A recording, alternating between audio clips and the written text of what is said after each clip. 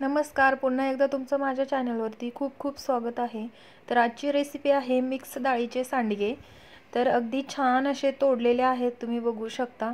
आणि डाळ गिरणीवरती दळून न आणता डाळ भिजवून केलेले सांडगे आहेत, त्यामुळे हे जास्तच टेस्टी लागतात। एकदा नक्की ट्राय करून बघा। तर इथे सांडगे बनवण्यासाठी मी 1 वाटी मूग डाळ, 1 वाटी उडीद डाळ आणि एक छोटी वाटी आहे, वाटीचा आकार तुम्ही बघू शकता, अगदी छोटी आहे, हरभरा डाळ घेतलेली आहे। तीनही डाळी एका पातेल्यामध्ये काढून घेते आणि स्वच्छ धुवून घेते। तर 2-3 पाण्याने ह्या डाळी चांगल्या स्वच्छ धुवून घ्यायच्या आहेत। अगदी हातावर चोळून चोळून धुवून घ्यायच्या आहेत। तर मी हा व्हिडिओ खूप दिवसातून टाकत आहे, जरा लेटच झालं, एक मोठा ब्रेक घेतला, त्यामुळे एक 2-3 पाण्याने हे डाळ स्वच्छ धुतल्यानंतर एक 5 ते 6 तास आपल्याला भिजत घालायची आहे।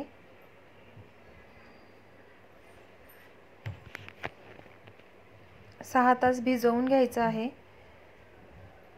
त्याचबरोबर तुम्हाला एक महत्त्वाची गोष्ट सांगायची म्हणजे तुम्हाला जर माझे व्हिडिओ आवडत असतील तर लाईक, शेअर, कमेंट करा, सबस्क्राईब करा, कारण ते एकदम फ्री आहे। तर इथे 6 तास डाळ भिजवून तयार आहे। मी एका चाळणीमध्ये काढून घेते आणि मिक्सरच्या भांड्यामध्ये घालून त्याची पेस्ट बनवून घेते। तरी अगदी 1-2 वेळातच हे पेस्ट बनवून तयार होते। छान बारीक अशी पेस्ट बनवायची आहे।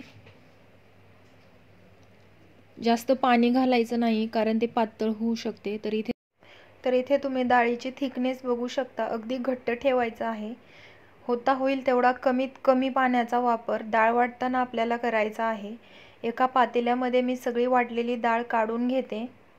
याच पद्धतीने मी सगळी डाळ वाटून घेते, पण दुसऱ्या वेळेस डाळ मिक्सरमध्ये टाकताना त्याच्यामध्ये लसूण घालत आहे।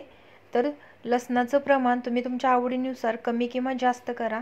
जिरं घालत आहे 1-2-3 चमचे, हळद घालते 2-3 चमचे, मीठ घालते 2-3 चमचे। तर हे घरी बनवलेलं मिर्च पावडर आहे, ती टाकते। तुमच्या आवडीनुसार तिखट कमी किंवा जास्त करा आणि मिक्सरला फिरवून घेते।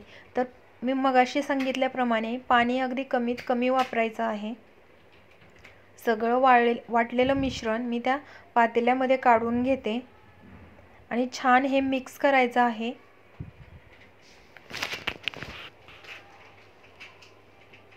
पाण्याचा थेंबही टाकायचा नाही।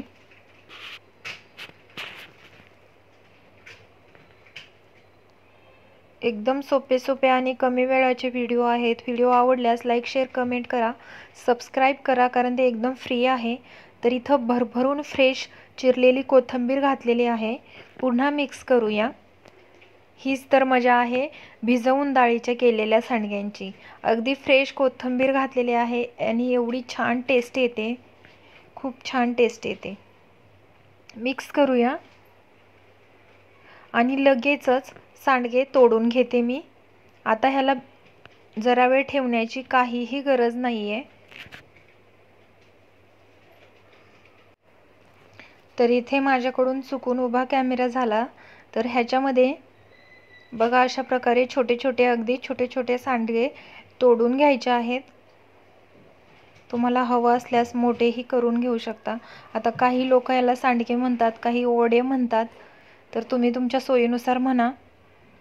आणि छान असे सांडगे तोडून घ्यायचे आहेत।